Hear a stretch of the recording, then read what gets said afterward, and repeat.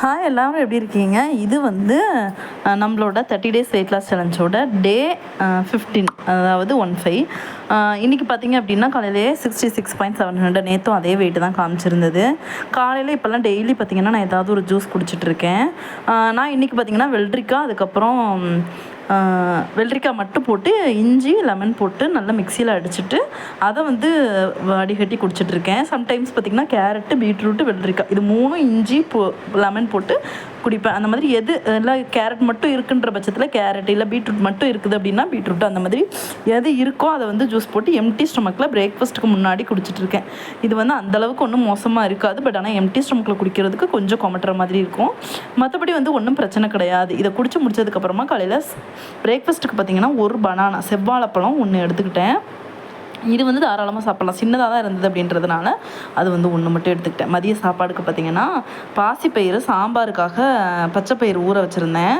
சரி, சிறுபருப்புன்னு சொல்லுவாங்க எங்கள் ஊரில், அதை வந்து அடை மாதிரி சுட்டுறலாம்னு சொல்லிட்டு சுட்டிருந்தேன். பட் ஆனால் அந்தளவுக்கு சரியாக வரல. பட் ஆனால் டேஸ்ட் வந்து ரொம்ப நல்லா இருந்தது. நான் வந்து எண்ணெய் தடவாமல் சுட்டதுனால ஒரு வேளை வரலன்னு நான் நினைக்கிறேன்.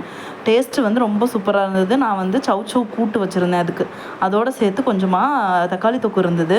2 சேர்த்து சாப்பிடும்போது ரொம்ப நல்லா இருந்தது. அதை மட்டும் சாப்பிடும்போதே டேஸ்ட் நல்லா இருந்தது. அதை வச்சு என்னோடய லஞ்சை வந்து நான் சூப்பராக முடிச்சிருந்தேன்.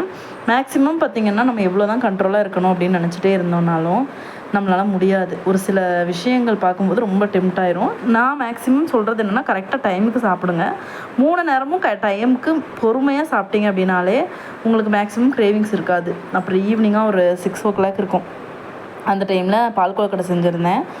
அது வந்து எனக்கு ரொம்ப டெம்டிங்காக இருந்தது. சரி, டின்னரே அப்படியே அதையே எடுத்துக்கலாம் அப்படின்னு சொல்லிட்டு இவ்வளோ தான். இந்த பவுலில் ஒரு 5-6 கொழுக்கட்டை போட்டுக்கிட்டு தேங்காய் போட்டிருக்கேன், வெல்லம் போட்டது தான். வந்து ரொம்ப டெம்டிங், ரொம்ப கிரேவிங், வேறு வழியே இல்லை. இது எனக்கு சாப்பிட்டா தான் ஃபுல்ஃபில்லாக இருக்கும். இன்றைக்கி கண்டிப்பாக பண்ணி ஆகணும்னு சொல்லிட்டு நான் பண்ணது. ஹஸ்பண்ட்லாம் வேண்டான்னு தான் சொன்னாங்க. ஆனால் பண்ணி கொடுத்தோம் அப்படின்னா எல்லாருமே சாப்பிடுவாங்க. பண்ணுறதுக்கு முன்னாடி வேணான்னுவாங்க. செஞ்சு வந்து நான் இன்றைக்கி டின்னரை இதோட முடிச்சுக்கிட்டேன்.